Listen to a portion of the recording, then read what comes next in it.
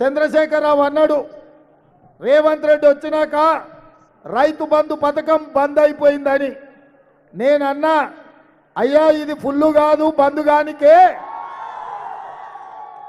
డిసెంబర్లో మొదలు పెట్టినాం. మే 9 తారీఖు లోపల రైతు బంధువు రైతు భరోసా పథకం ద్వారా ప్రతి రైతుకు ప్రతి రూపాయి అందిస్తా. మే 9 నాడు అమరవీరుల స్తూపం దగ్గరికి రా, నేను మొత్తం వేస్తా. వేయకపోతే నేను ముక్కు నేలకు రాస్తా, ఒకవేళ వేస్తే నువ్వు ముక్కు నేలకు రాయాలని సవాలు విసిరిన. అన్నీ తయారు చేసినాం, పని అంతా పూర్తి చేసినాం.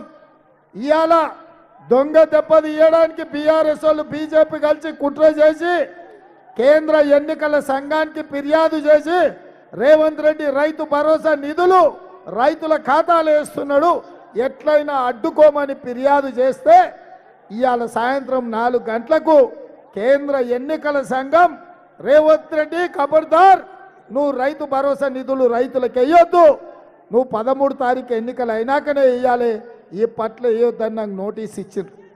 నేను అడుగుతున్నా, 2018 ఎన్నికల సందర్భంగా శాసనసభ ఎన్నికలు జరుగుతుంటే పోలింగ్ బూతులకు ఓటర్లు పోతుంటే సెల్ ఫోన్లల్లో ఎస్ఎంఎస్లు మీ ఖాతాల పైసలు పడ్డాయి, మీరు ఓటు బీఆర్ఎస్కి వేయండి ఆయనలో ఎస్ఎంఎస్ వచ్చిన మాట నిజం కాదా?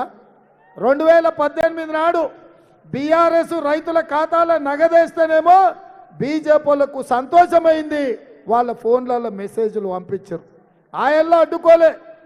ఇవాళ ఈ తెలంగాణ రైతుల రుణం తీర్చుకోవడానికి మే 9 తారీఖు లోపల రైతు భరోసా నిధులు నేను ఖాతాలు వేస్తా అంటే వేయొద్దని ఎన్నికల సంఘం నాకు ఇవాళ నోటీస్ ఇచ్చింది. ఈ ద్వంద్వ నీతి దొంగ నీతి బీఆర్ఎస్ బీజేపీ కలిసి పన్నుతున్న కుట్ర ఈ తెలంగాణ రైతాంగానికి తెలియదనుకుంటున్నారా? అయినా ఏది జరగాలనో అది జరిగి తీరుతుంది, ఎక్కడికి చేరాలో అక్కడికి నగదు చేరి తీరుతుంది. 9 తారీఖు నాడు చంద్రశేఖరరావు నువ్వు రాసి పెట్టుకో, అమరవీరుల స్తూపం దగ్గరికి రా, నేను ఇచ్చిన మాటకు నిలబడతానో లేదో 9 తారీఖు నాడు తెలుసుకుందామని నేను ఇవాళ చంద్రశేఖరరావుకు సవాల్ విసురుతున్నా. అదేవిధంగా రైతు రుణమాఫీ గురించి హరీష్ రావు మాట్లాడుతున్నాడు.